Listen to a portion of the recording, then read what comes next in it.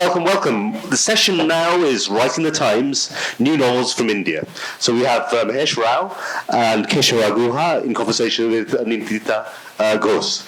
Mahesh was born in Nairobi, Kenya. He's worked as a lawyer, as an academic researcher, and as a bookseller.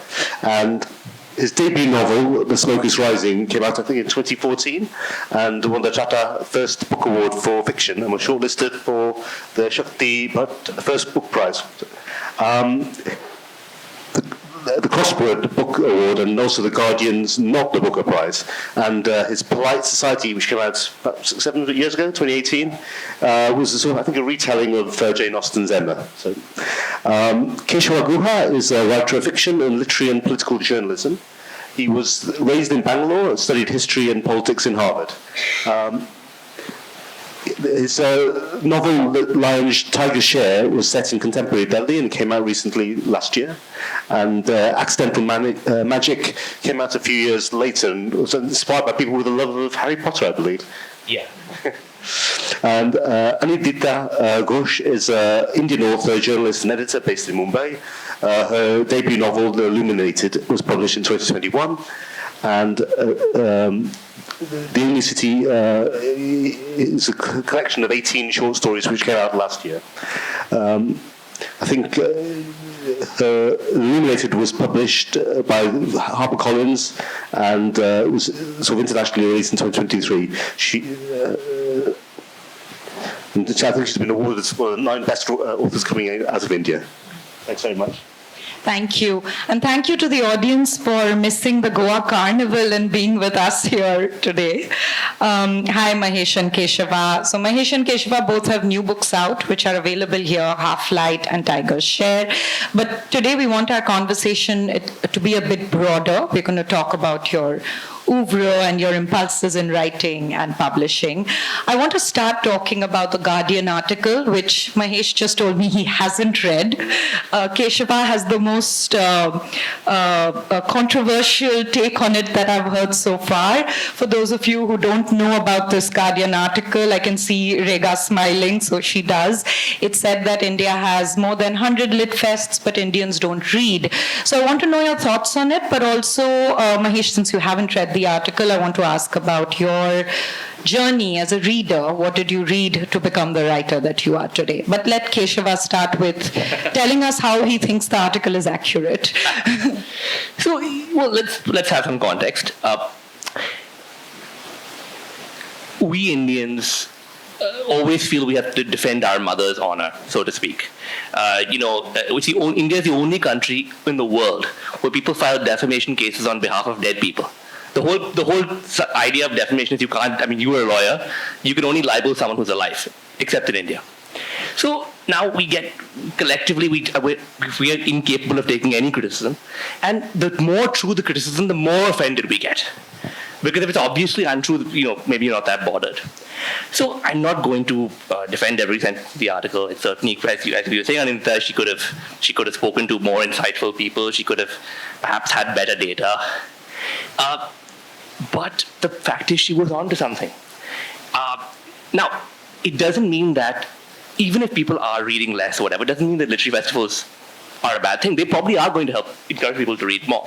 But I used to work, so I've kind of had every possible job in the world of books. I've been a critic, I've been a publisher, I'm now an agent, sort of been writing all through.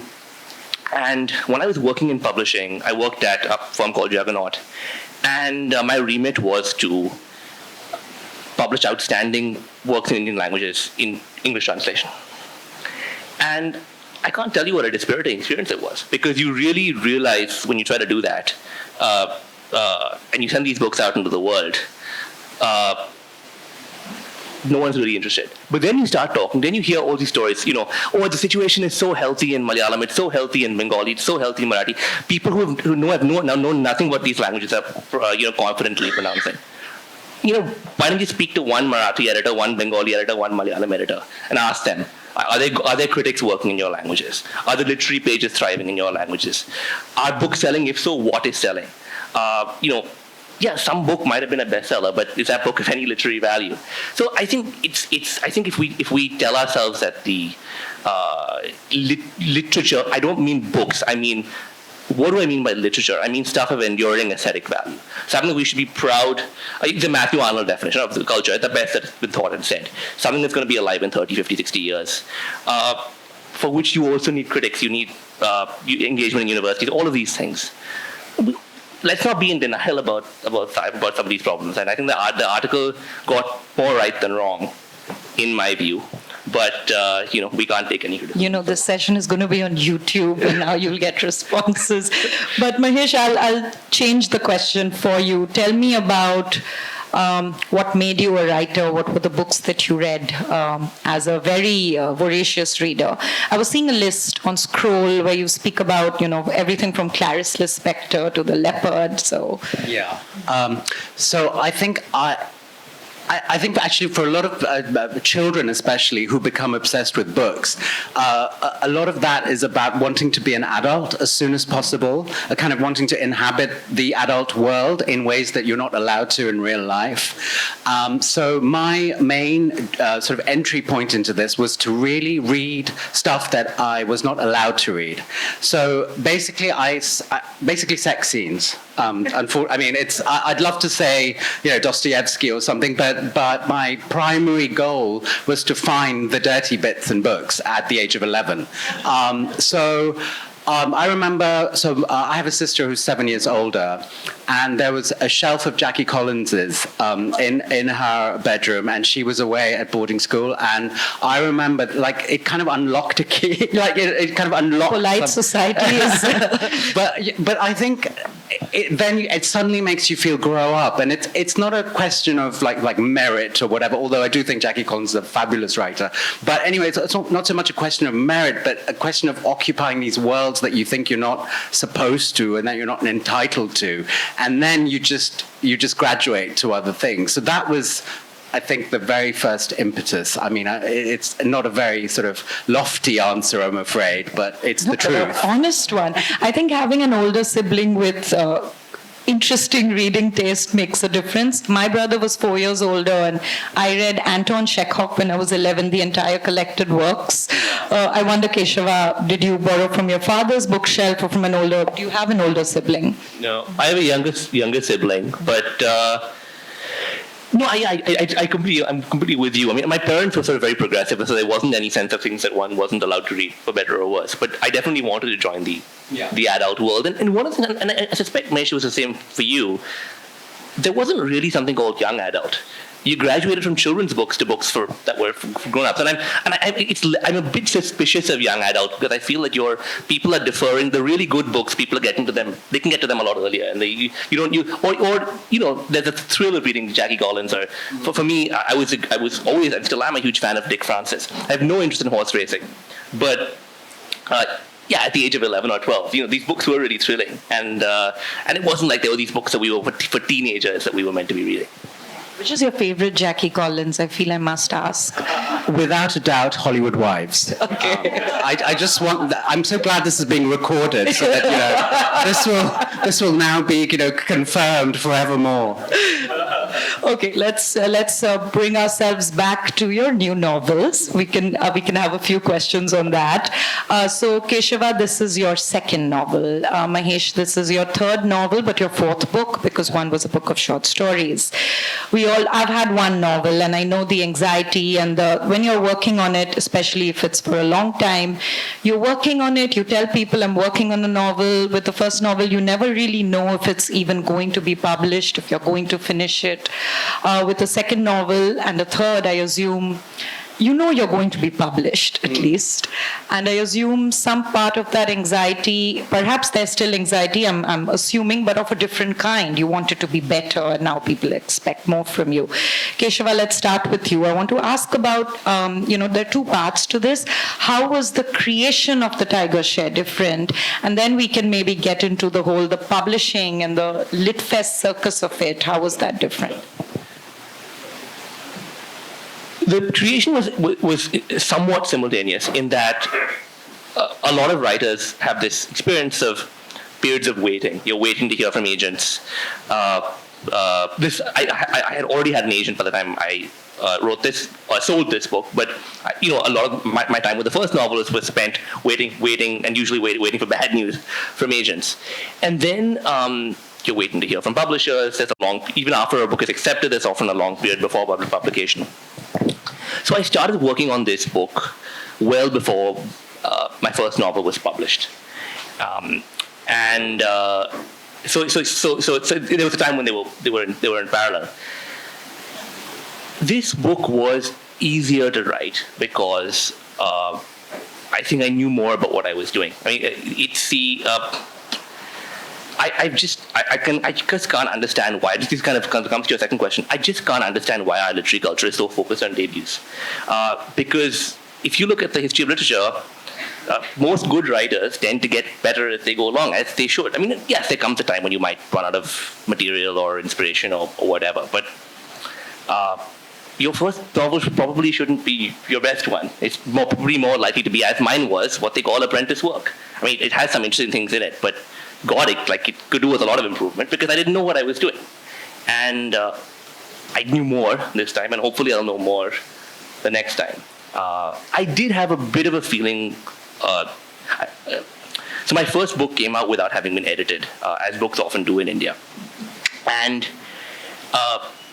I wasn't being singled out, right? That is the median experience of a novelist in India. And the reason it came out without being edited is that the publisher saw a gap in the schedule, and they said, let's try to make a splash with this book in this particular month. And the book really could have done. It would have benefited much more from the editing than it did from the splash, or whatever. But I had this sense of, I can do better than that book, and I want to sort of show to myself really that I can do better. I felt I had something to, maybe to some extent, something to prove, because I was not fully satisfied with the first book for sure, and that was a bit of motivation this time around. Would you ever revisit it, or that's not something you'd like to do? So the very tricky thing about this, so just very briefly, my first book is set in this world of adult Harry Potter fans, and it suffers from, I think, two issues. The first is that if you really love Harry Potter, the book isn't really for you because it's kind of dark Jamesian interior novel where not a lot happens. If you like those kinds of books, you're probably contemptuous of Harry Potter and not interested in reading a book set in that world. So it was a book that didn't have an audience because it was fell between two very wide apart stools. The second issue with the book, which is what was more in my mind when writing this one, is that it was it had, as we would say, 4 viewpoint characters, third person but going in and out. I think I did a better job of writing 2 of those characters than the other 2, and I think I did a terrible job of moving in between those 4 perspectives. I just didn't know how to do it yet. I'd bit off more than I could chew. This book is from one perspective. Partly it's a response to that. I wanted something I could control better, that I thought I could pull off more effectively. Thank you for that. I think so many writers would resonate with what you're saying about almost feeling cheated by how their book just wasn't edited. Sometimes you're rushed because there's an award deadline that the publisher wants to make your marketing plan. Your marketing plan is that award deadline. But Mahesh, you've now crossed over, you've gone beyond the sophomore curse, as they say, with the 3rd novel. Tell me, how it's different from being this debut novelist. Your debut novel was very well-reviewed, won a lot of awards. Your second novel, though, I think had a wider readership, I would think. Right. So, how has the journey been now with the 3rd? Are you hoping to now have both? So I think I've been very lucky in that I can't overstate the importance of good editors, and I've been very lucky in that I've had good editors with all of the books. And, it's a matter of luck, as you were saying. It's a matter of circumstance. But, I've had some really harsh notes in edits, and I think this is something people need to know, because you see this polished, finished work, and there are these minds who are kind of toiling away in the background for no reward, it would seem, who really help us make our work so much better. And I've had notes, including one that just said "ew," So I do that quite often as an editor. It's "ugh, you!" exclamation. And you think, I'm glad we've reached a stage in our relationship where you feel, this is fine, and it is fine, because it shows a kind of comfort and a kind of trust. I've had jokes in novels where the note has come back, "I don't think this quite lands," and stuff like that. So I have been very lucky. In terms of debut, yeah, I mean, I think for me, the main thing I'd say is when you're writing your debut novel, it feels like your entire life depends on this. It feels like your life will change after it in some dramatic way. Or maybe this was just me, but I don't know. I think this is... I think we do think... I think this is an experience of many, many people. They think that your life will be divided into the time before the book and the time after. And I think from this vantage, what I can say is that those times are not so different. Yes, you're progressing in your career, but, there's very few of us who have written books that have or will change the world in any kind of significant way. So, but I think it's natural to have those kinds of ambitions and to have that kind of gaze at that time. And with each passing book, and talking about literary culture and reading and all of this, I certainly find that it's getting more difficult with each passing book. People assume that it's kind of going to get easier, you're more established, you know more people, etc. But my experience is that it's actually more difficult.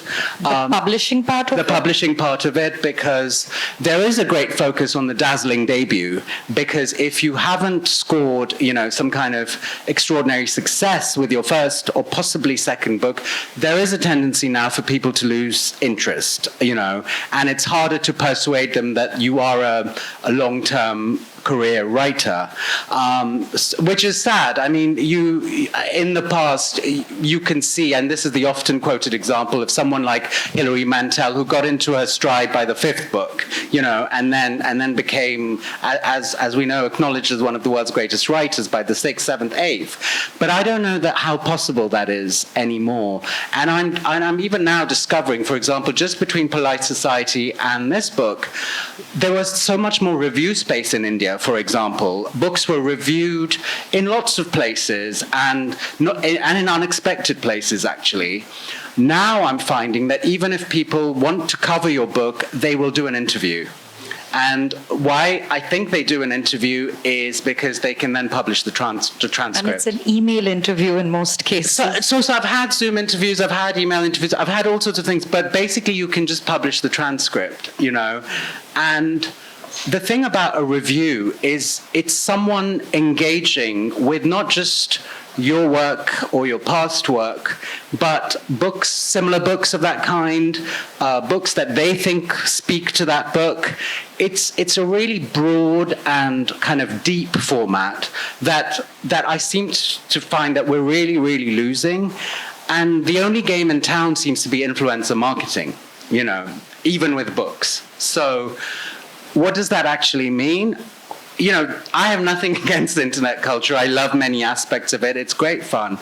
But it seems to be the only game in town, as I said, and it seems to have crowded out everything else. So if you do want a deep 3,000-word review, where are you getting it? Where are you seeing it? It's really sparse on the ground, and I think it's a really noticeable difference that I've experienced in the last 6-7 years, and I don't have any answers to that, but I think that article, not having read it, but it's certainly touching upon some of these issues. Where do you see, to follow up, but Keshava, I'll bring you in here, where do you see the role of community in this? With shrinking review space, Do you feel the need for writers, your peer writers, to read and actually talk about your book or review it with some intelligence? When you spoke about influencer marketing, the peculiar thing I've seen is that there is a lot of coverage, but people just post a photo of the cover. Yeah. Even people who are supposed to be readers and reviewers, there's no line or a few lines on the actual content of the book, but there'll be a photo of the book and say just received or reading now. And I don't know how that really helps. But yeah, Keshava. Sorry, I'm just thinking about your question. Yeah, I can add to it. While There are exceptions to what I'm about to say. For example, in many countries in the world, crime writers form a community. They do bad for each other. There are some, often in cases of embattled languages or cultures, where there's a lot of conviviality among poets or other writers. But I think by and large, rivalries, hostilities are more the norm, right? In literature, I mean, if you take a broader view of it, perhaps that's as it should be, if you take it seriously. And I don't really live most of my friends are not writers, so I don't tend to I think Anindita, you're much more. I don't know about you, Mahesh, but I think you're more probably.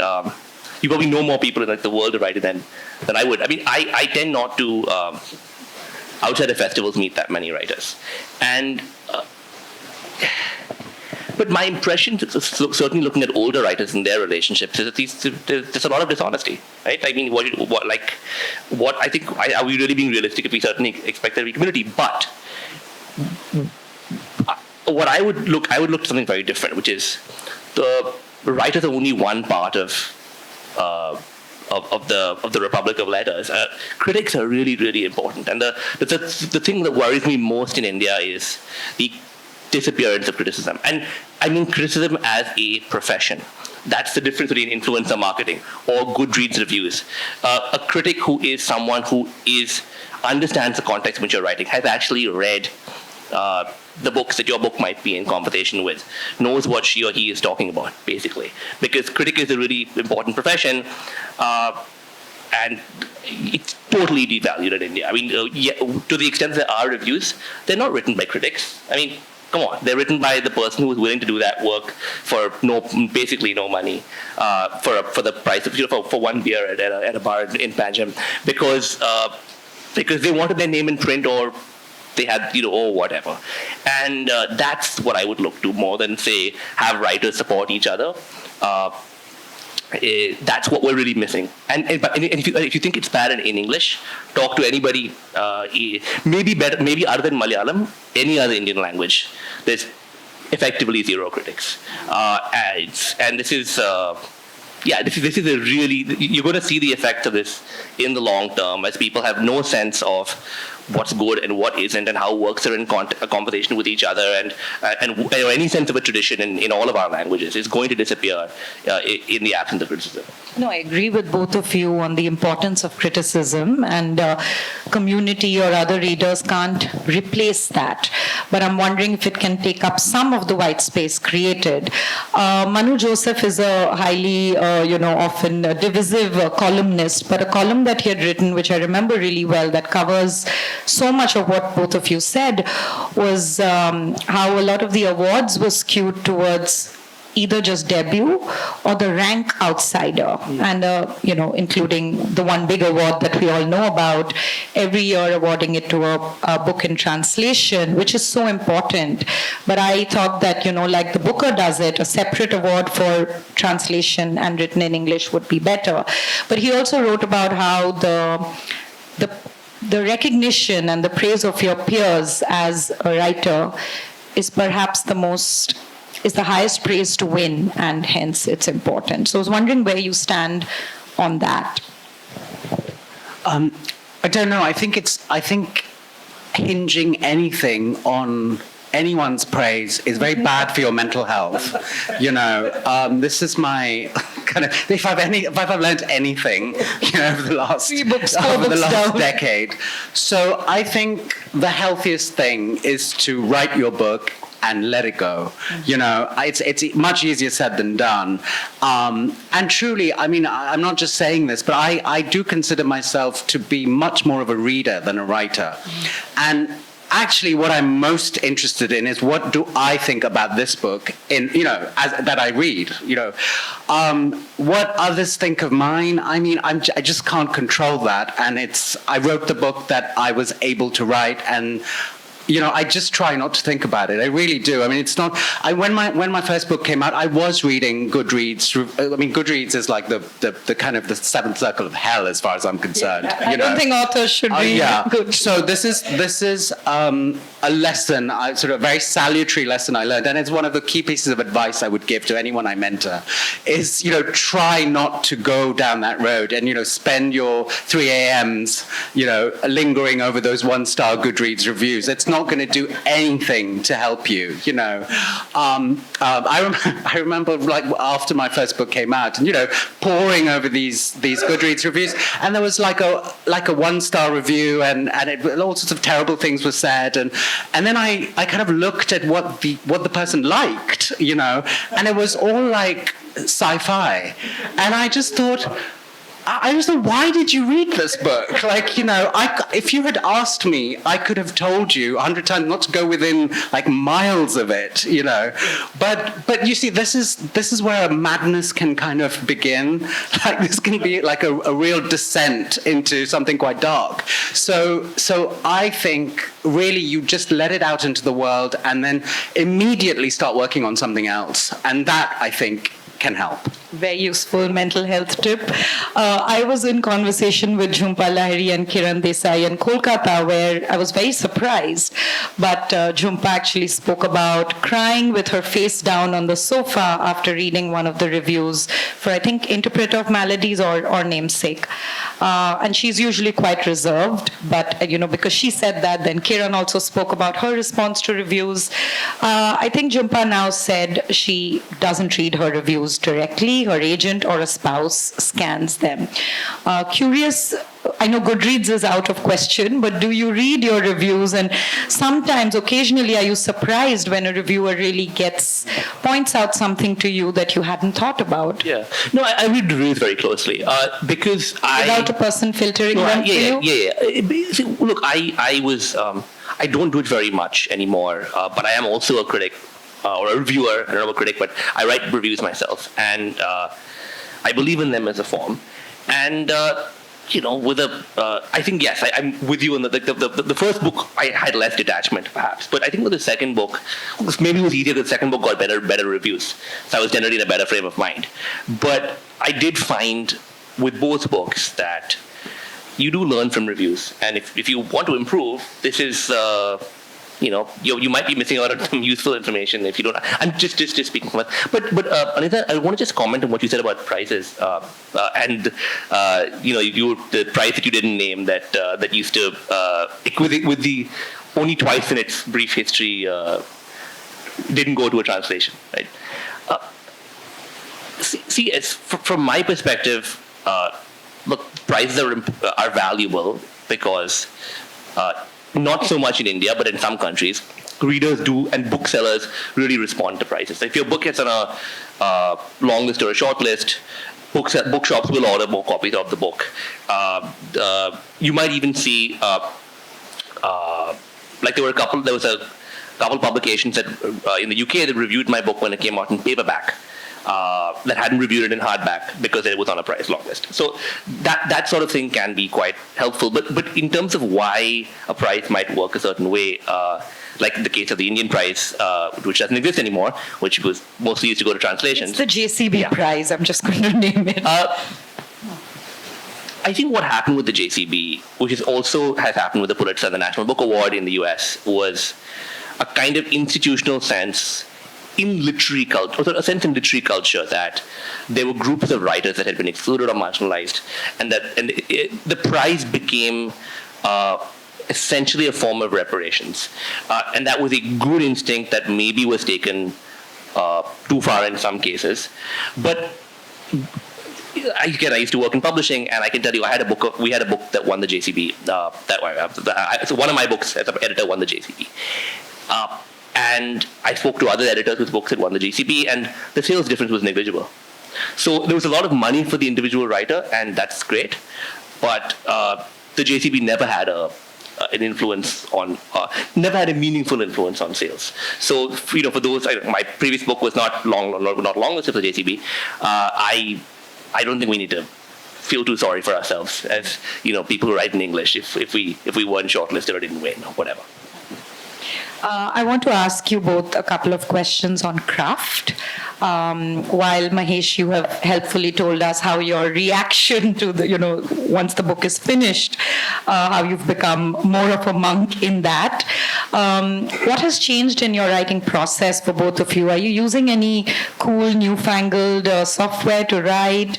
Is the process of, when you write and edit, or your early readers, your beta readers, what has changed in the actual creation as you've gone from first to second? And my eternal process is battling with my own laziness. So, that is the heart of the process is, to get your bum on the seat and just do it, which very often is the hardest thing, I think. I've heard about the software and whatever. I think it feels very... It feels like putting your hope in something that will kind of miraculously change what is essentially there already, So I don't know that I would ever even attempt that. I mean, I think the frightening thing is AI, really, where if we're talking about these things.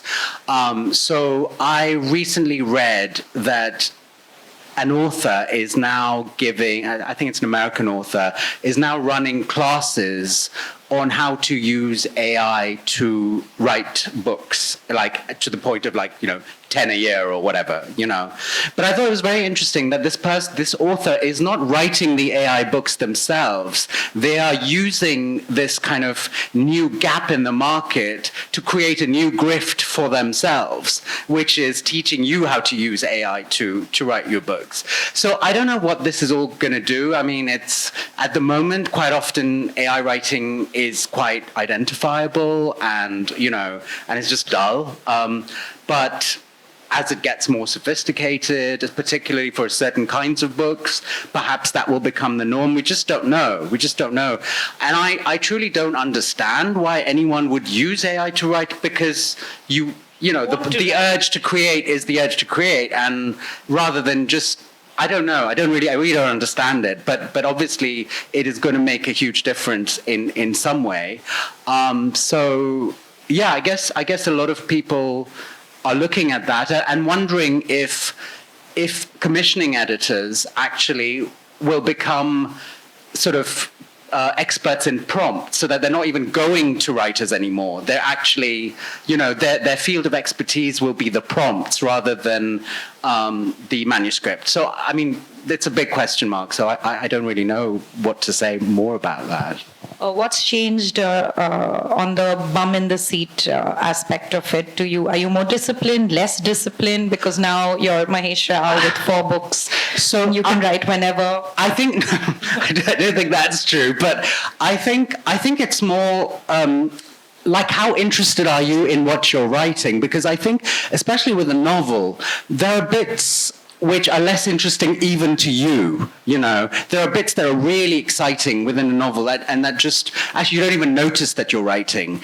And then there are the harder bits, or the bits that connect the other bits, or you don't know how to do them, For example, in my latest book, Half-Life, there's a Catholic mother.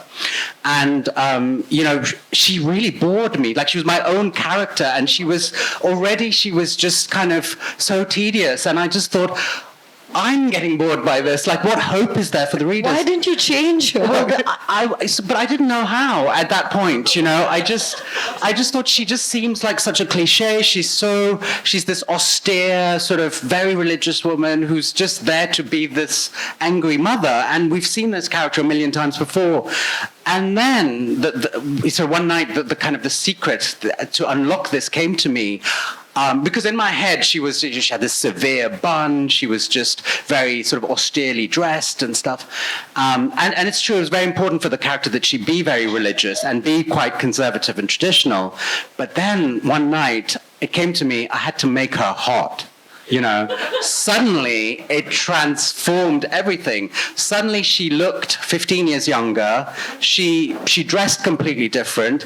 And what that meant was that even though she is very religious and very conservative and traditional, the way people see her and the way she moves in the world and the way people relate to her and the way she relates to them is all completely different.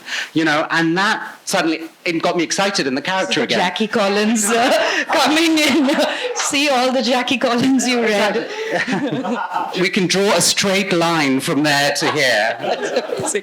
Keshava, you read so much for the other work you do, you know, as a reviewer, as an agent. You mentioned you're agenting now as well. I wonder if we want to, if I go out and announce that to the crowds, you might be crowded at dinner. But also as a publisher, I was curious as to how you make that division between what you're reading and what you're writing. I've heard a lot of novelists say that they read only poetry when they're writing fiction. Or, for instance, that when I was writing my book, I decided not to read new contemporary fiction, and I was reading things that I wanted to read for my novel. So how do you distinguish, and how does that color you or influence? So just as with Mahesh, I'm a reader first, so that's kind of the primary role, and I think I'm too tied to the needing to read and also wanting to read only what I want to read. So the reason that I stopped working in publishing, where I was mainly publishing fiction, and also why I cut down on the amount of reviewing I was doing very significantly, was because it was too much reading that I didn't want to read. So as an agent, I only represent nonfiction, mainly academics. In stuff I'm interested in, history, politics, etc., which is very separate from fiction writing. Crowds have now dropped by half. Yeah. And so by reading, you know, if I had to only read poetry, I love reading poetry, read it every day. But if you said to me, for example, you can't read fiction because you're writing fiction, it's going to interfere with your fiction, I'd stop writing fiction, because that would mean I'd have to give up reading fiction. So I don't have that. I think that would be a bridge too far. So then I think the fiction and poetry are what I read every day. Fiction is only one novel at a time.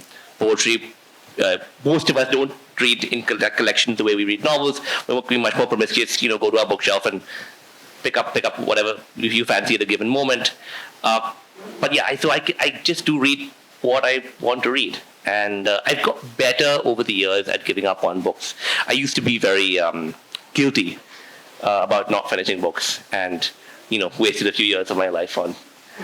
In the process, but I think 100 pages is long enough to give anyone. No, when I was working with editors and agents will give a book 1 page, but at the read. I thought they read the first 40 pages. Yeah, they ask for the first 40 pages, but do the maths on how many submissions they're receiving and how many hours there are in the day, right? So, it takes 1 page for them to say no. It doesn't take 1 page for them to say yes. Now that I'm. This is my biggest takeaway from the Guha Lit. But yeah, so I guess I read pretty much only what I want to read. With the first 2 novels, I kind of wrote them. I wrote about places and worlds, cities that I already knew about, was interested in. With whatever I write next, it looks like there's going to be some amount of research. So for the first time, I'll have to actually sit and read 50 or 100 or 200 whatever books, because as material for a novel. So I don't know how that'll be, but I'm just early in that process. I'd love to listen to a Mahesh and Keshava books podcast, on reading and writing. I feel because you both have new books out, I have a certain responsibility to mention the names of the books repeatedly and ask some more specific questions. So both Half-Light and Tiger share. The city plays an important role. Keshava, you've described it as a love-hate relationship with Delhi. Mahesh, we were speaking earlier, and while the blurb doesn't advertise it as a Bombay book, a lot of it, almost half of it or a little more, is set in Bombay. Do you see the city as a character or a background, a backdrop? I'm invested in this question because Ranjit and I were on stage yesterday answering this, given that we were part of a Bombay anthology. And I do see a city very much as a character in the sense that I don't think the stories would be the same if they were moved to another city. Keshava's book definitely can't be anywhere other than Delhi, but how do you see the city in Half-Light? Let's speak specifically about Half-Light. So yeah, the second half of the book is set in Bombay. It could have been set in any teeming city. I'll say that. But the reason why it's set in a city in the second half is because it's not in the first half. Because the first half is set in Darjeeling, and the reason it had to be set there is that it needed to be a place where landslides happen, and it needed to be in a place where landslides happen because we needed two men to be trapped in a decrepit, disgusting hotel where they eventually have an affair. So there were sort of plot-related reasons why the first half had to be in this fairly bleak, depressing, remote place. So you work backwards to Darjeeling. Yeah, so Darjeeling had to happen, and the first half is they're in this very isolated place. It's raining, it's cold. For the second half, I wanted a clear contrast. I wanted somewhere hot and teeming and urban and all of those things where you're pressed up against people all the time, where life really intrudes in all directions.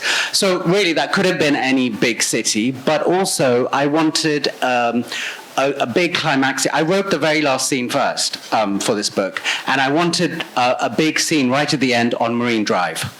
And again, there are very specific reasons why that was in my head.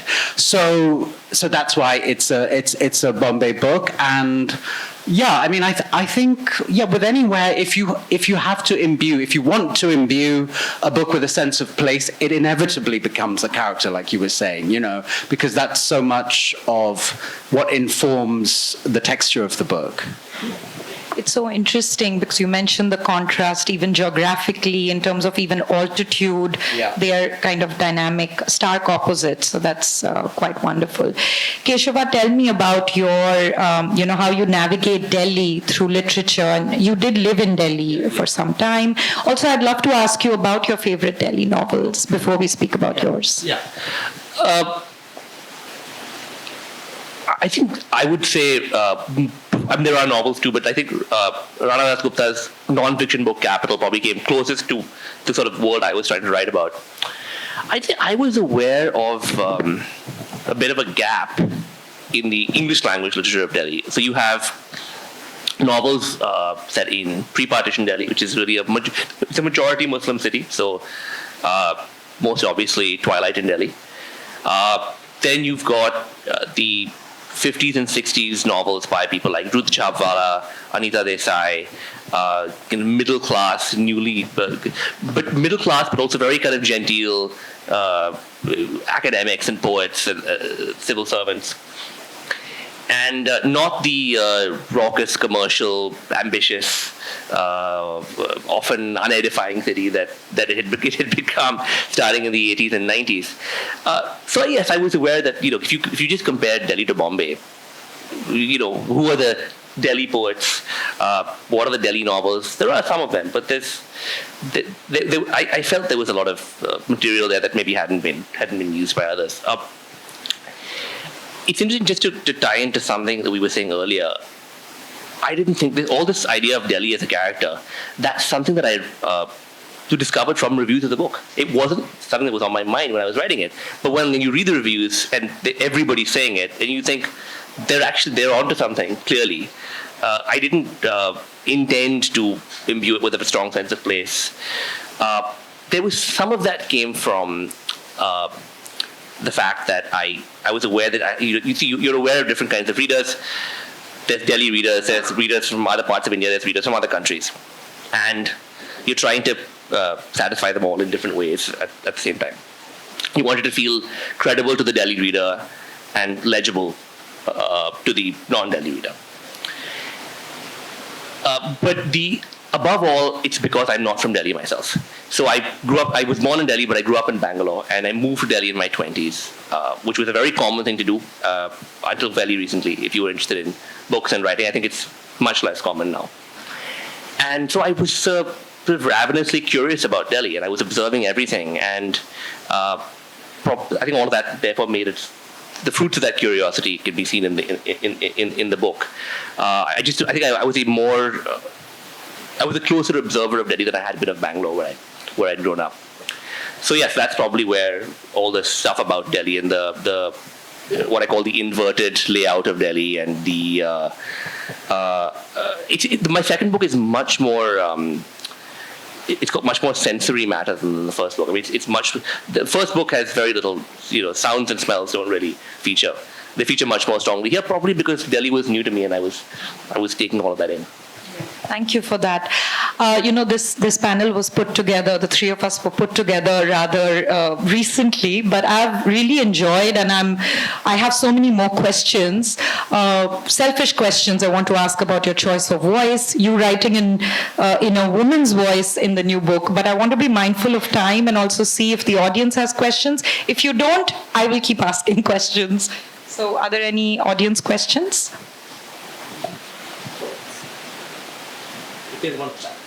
Ranjita.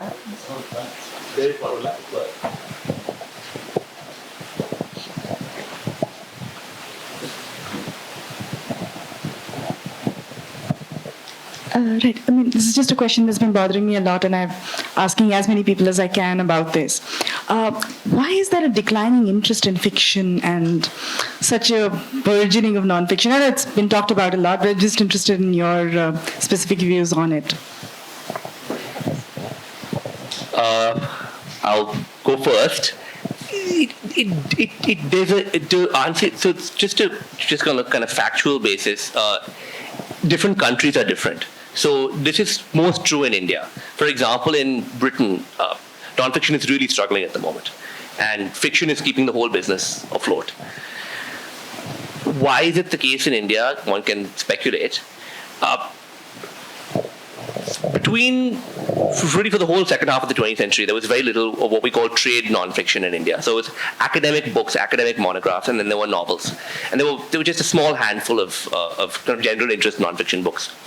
And I think people like William Dalrymple, or more recently Manu Pillai, Anirudh Kanesetti, in a very different vein, Tony Joseph, are filling a very important gap that bridging the world of arcane social scientific research and the general reader. So partly that's just we want to read these books about Indian history or society that haven't been previously been written. But I also worry that in India we've developed too instrumental an approach to books. We want the book to give us something. The bestseller lists are totally dominated by self-help because it's this whole paisa vasool idea of, I need something tangible from this book. And this commodified relationship that we have now to transactional relationship that we have to books is and with nonfiction, it's easy to say, it's going to teach you that's why. But precisely for that reason, nonfiction is way more vulnerable to podcasts, YouTube shows, and AI summaries. Because ultimately, an AI summary of Half-Light is never going to give you what Half-Light can give you. But if you have an instrumental attitude to a nonfiction book and you just want to learn about the Cholas, the AI summary is a heck of a lot more efficient than the equivalent book. So that would be one reason to think that in stock market terms to be shorting nonfiction, because it has these vulnerabilities. I sort of had a question about. Respond first. Well, the only thing I would add to that is what's very interesting is the very gender divide when it comes to fiction, because it's a fact that the majority of fiction buyers, I think all over the world, are women. I think something like 70 to 80% across genres. So, I mean, that's always very interesting, and there's the uncle book, right? That there's a certain kind of like a book that appeals appeals to the uncle, and it's usually history, or it's it's something with like lots of hard facts. It's not made up shit, right? So and that's always interesting to me as to why this is. So if you talk about book club culture, again, very, very female dominated. If you speak to like large online book clubs or whatever, or people who run book clubs, generally women. And I don't know what the answer to this is, but that's a fact. And I think, it's curious for those of us who didn't lose the habit of reading novels and stuff. Why is this happening? But I think across the board, we're all reading less, for sure. I mean, the internet has rotted many, many brains. I think, in this room and far beyond. So I mean, I think we're all, even those of us who used to read a lot, we're reading a little less now. But this, the dismissal of fiction amongst a lot of people is, it's always been strange to me, and I don't really know why that is. Yeah, my question was about the kind of market and appetite for queer fiction in India, which is that, with so many books with gay characters and themes now, is there still a sense that this is a niche market, or is there a mainstream appetite for this? What do you see in terms of sales and interest for books with gay themes or queer characters? I don't know anything about sales. I try not to know, because really, like, it's just, it's a dark road, I think. But I think in terms of queer interest, I mean, I think we are seeing more. But what I do object to is the kind of ring fencing of things into like queer books or feminist books or climate change books or whatever. I mean, I think a good book should speak to a lot of people. There should be a kind of universality, and it's very wrong-headed, I think, to try and market them in this way. To try and and again, it's very algorithmic to my mind. It speaks to a certain kind of person who's used to influencer marketing or whatever, who's used to certain hashtags or whatever, and I think. I mean, I don't know in terms of markets or anything, but I do know in terms of stories. So when I've done events about this book, which obviously talks about Section 377 and the decriminalization, I know about people relating to it in certain ways. I've talked about September the 6th, 2018, which is when the ruling came down. And I've asked people, do you remember where you were? Like, were you waiting for the judgment? It was afternoon, as I recall. I was alone at home, kind of waiting anxiously, as so many people were. And there was a young woman who came up to me in Delhi after one of the events, and she said she was at college in Delhi on the day of the judgment, and she's queer but not out at that point. And she had two close friends who were also queer but not out, and none of them knew about each other. They had just kind of gravitated towards each other as a friends group.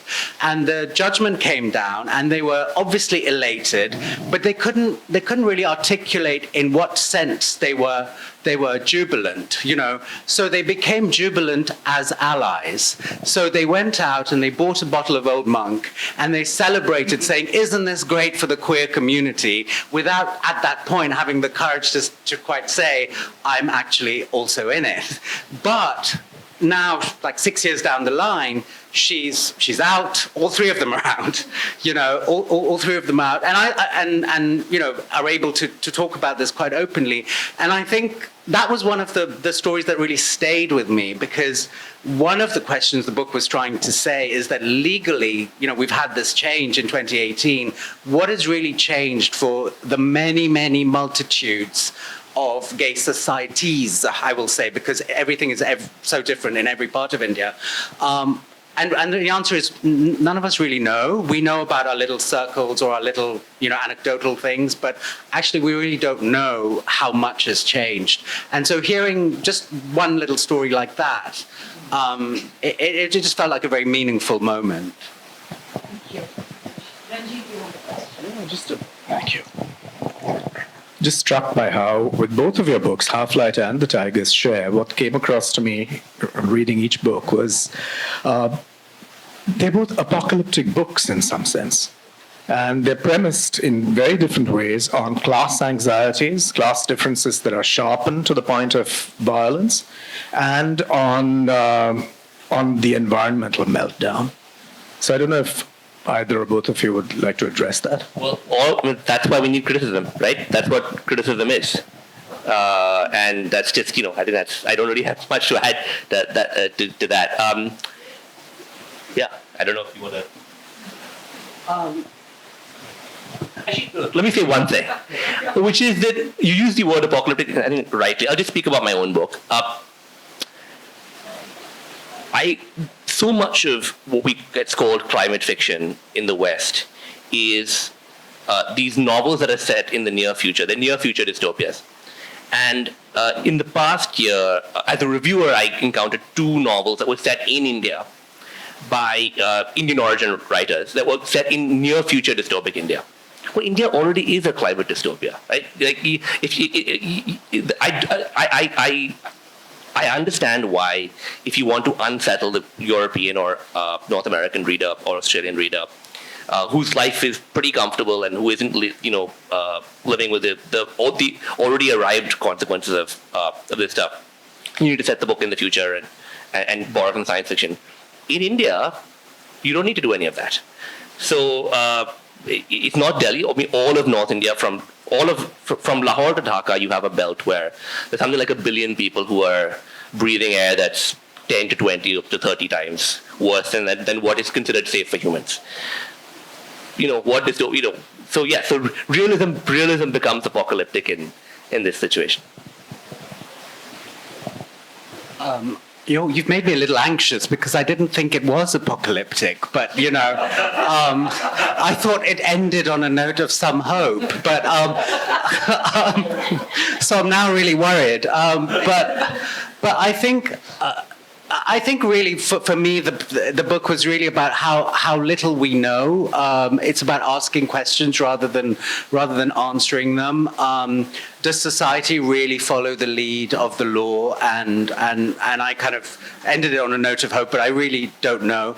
There is a scene in the book about someone coming out, and he says that if he were to come out, he doesn't know what language he would come out in, and the whole sort of concept of coming out, I think, can be quite, we have this notion of someone, sitting their parents down and sort of, saying, Mom, Dad, I've got something to tell you, or you might do it in an email. But, in so many Indian families, we don't talk like that about anything, let alone your sexuality. Like, you won't sit them down to, you just like, you have sort of separate, quite contained lives in silos, and you just have to glean things from other members of your family, and then perhaps be slightly passive-aggressive about them. Our mode of expression can be quite different. So coming out doesn't need to be this thing where you sit anyone down, and it can be where people understand and they act. But no coming out in that sense has actually happened. I sort of cited this example of a woman who sort of, you would think, very conservative, but who has accepted her son's male partner in the sense that when he's ill, she looks after him. She sends him food parcels. She does all the care. He's a damad as far as she's concerned, but no conversation has ever taken place about what this is, what kind of a friendship this is, what it actually means. And and in terms of language, people who speak 2, 3 Indian languages, perhaps more, it's true. What do you say? What words do you use? That's the first point. And I think that's quite often, in many places, that's the place where people falter, right at the very start. What if I were to say this thing, what would I say? And what language would I say it in? You would say, I'm not going to get married. Okay. There's a board behind that says time out. Thank you, Mahesh and Keshava, for being both erudite and very entertaining. I think you might be stopped, for follow-ups. Both their books are outside, and they are available to sign your copies. And thank you for being a small but a very engaged audience with wonderful questions. Yeah. Thanks, everyone. Yes.